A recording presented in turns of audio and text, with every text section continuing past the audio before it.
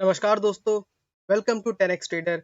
मैं हूं राजेश कुमार और आज मैं आपके सामने 3-4 ऐसे स्टॉक्स पेश करने वाला हूं जिनमें बहुत ही अच्छा खासा हमको ब्रेकआउट मिला है और शॉर्ट टर्म में काफी अच्छा खासा हमको रिटर्न मिल सकता है। लेकिन उससे पहले मैं अपने पिछले कुछ स्टॉक्स के बारे में डिस्कस कर लेता हूं, जिसके बारे में मैं ऑलरेडी वीडियो बना चुका हूं। तो यहाँ पे देख सकते हैं एडीएफ फूड्स, जिसने हमको लगभग 11% का रिटर्न दिया है कुछ दिनों के अंदर में। टोटल डेयरी में हमने इन्वेस्ट किया था, जो कि ऑलमोस्ट डबल हो चुका है। आप 96% का रिटर्न देख रहे हैं। आईडीएफसी और आईडीएफसी फर्स्ट बैंक में आप देख सकते हैं मुझे 93% का रिटर्न है, यानी यहाँ भी हमारा पैसा ऑलमोस्ट डबल हो चुका है। लेकिन आईडीएफसी में क्योंकि मेरा बैंक सेंट का है, तो वहाँ में मुझे फिलहाल 2% का लॉस चल रहा है, तो ये चलते रहता है। आईटीबीज में अगर देखेंगे तो ये भी मेरा रिसेंट एडिशन है, जो कि ईटीएफ ट्रेडिंग के अकॉर्डिंग मैंने लिया है। अगर आपको ईटीएफ ट्रेडिंग में इंटरेस्ट है, अगर आप बहुत कम रिस्क लेना चाहते हैं, तो आप मेरा ईटीएफ का ट्रेडिंग स्ट्रेटेजी देख सकते हैं, जो कि बहुत ही ज्यादा सक्सेसफुल है और कम रिस्क के साथ हमें अच्छा खासा रिटर्न मिलता है। वोल्टेक देख सकते हैं, अभी हम जब मैंने इसको बाइंग किया तो अभी एवरेज के पास ही है, बहुत उठा नहीं है। वोल्टेक पैकेजिंग में हमको लगभग 15% का लॉस हो रहा है। प्रिंस पाइप में हम लोग को 5% का प्रॉफिट है। एस चांद, जो कि जिसके बारे में आज डिस्कस करने वाले हैं, उसमें फिलहाल मुझे 11% का लॉस है। एसएमसी ग्लोबल, जो कि रिसेंट एडिशन है, उसमें लगभग 40% का हमको प्रॉफिट हो रहा है। स्टार हेल्थ में हमको लगभग 9% का लॉस है।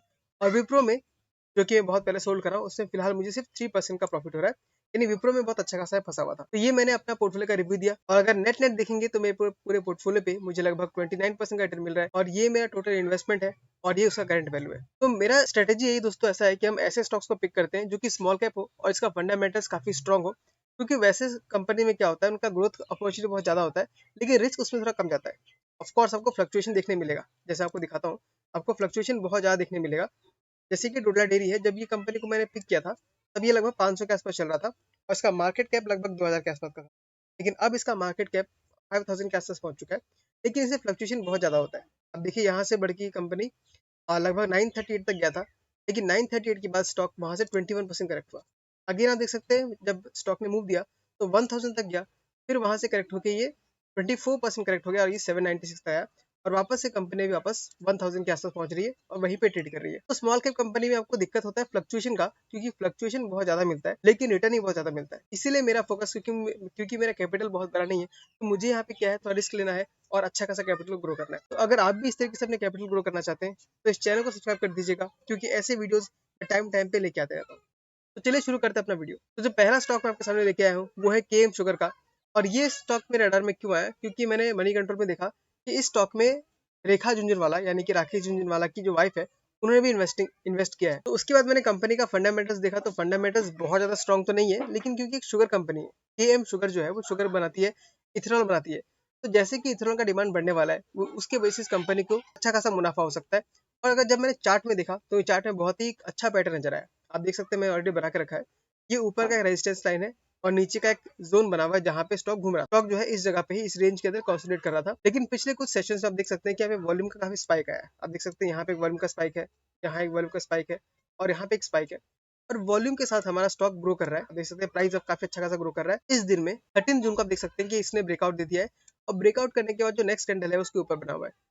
तो यहाँ पे मैंने छोटा सा पोजीशन पिक किया है, लेकिन वो अपने पोर्टफोलियो पिक नहीं किया है, वो मेरे क्लाइंट के पोर्टफोलियो में पिक किया हुआ है। तो लगभग उन्होंने भी 10,000 लगाया है, बट हम इसमें और भी ज्यादा पैसा लगाने का सोच रहे हैं, अगर इसमें आपको अच्छा खासा मूव दिखता है तो। केएम शुगर आप देख सकते हैं कि इसमें ब्रेकआउट मिला है, जो कि मल्टी ईयर का ब्रेकआउट है।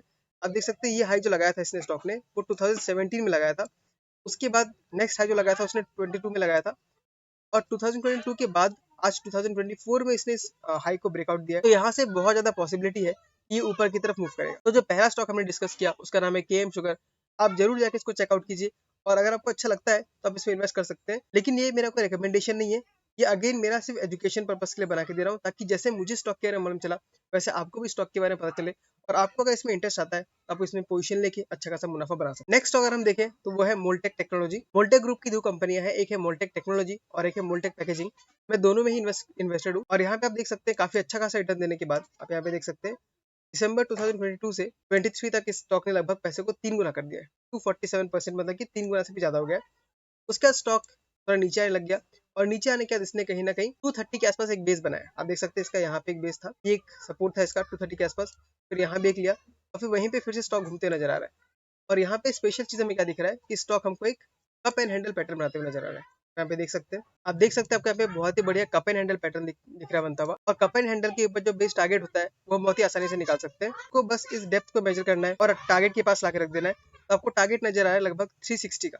अब यहाँ से अगर मैं टारगेट को देखूँ, 360 का मतलब होता है लगभग 35% का रिटर्न आ जाएगा, जो कि बहुत ही बढ़िया होगा। तो सेकंड स्टॉक जो हमने डिस्कस किया वो है मोल्टेक टेक्नोलॉजी। इसको भी आप चेकआउट कर सकते हैं।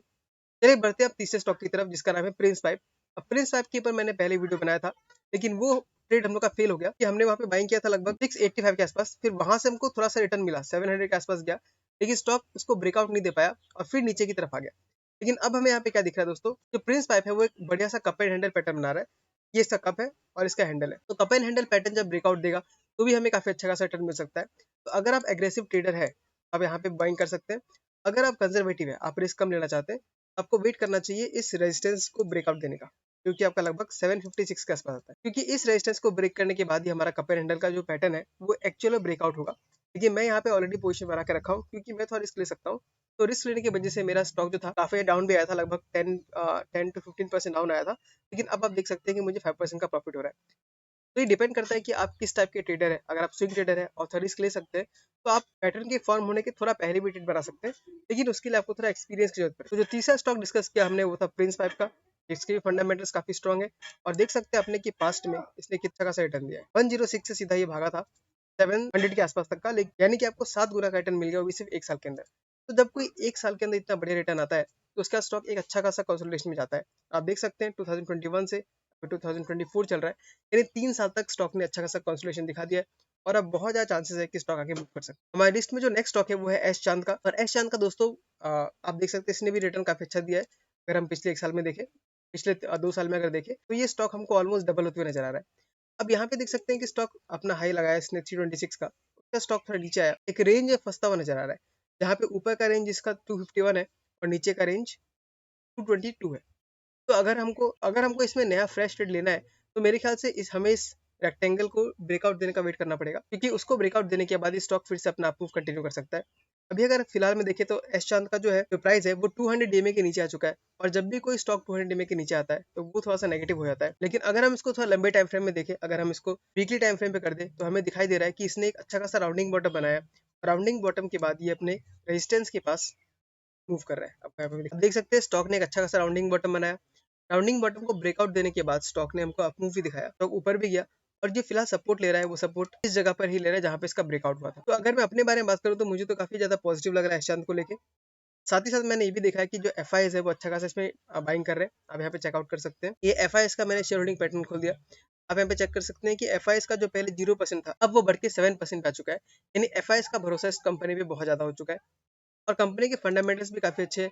कंपनी का सेल्स भी काफी अच्छा खासा ग्रो कर रहा है। आप देख सकते हैं पिछले क्वार्टर से इस क्वार्टर में अगर देखें तो 663 करोड़ का सेल्स इस कंपनी ने दिखाया करके, जो कि लगभग 50% का ग्रोथ दिखा रहा है हमको ईयर ऑन ईयर बेसिस। तो कंपनी के फंडामेंटल्स काफी अच्छे हैं, एफ भी खरीद रही है, प्रोमोटर्स भी ठीक ठाक होल्ड कर रहे हैं, और टेक्निकल पैटर्न में हमको दिख रहा है कि राउंडिंग बॉटम का ब्रेकआउट देने के बाद स्टॉक अभी रिट्रेसमेंट के पास है।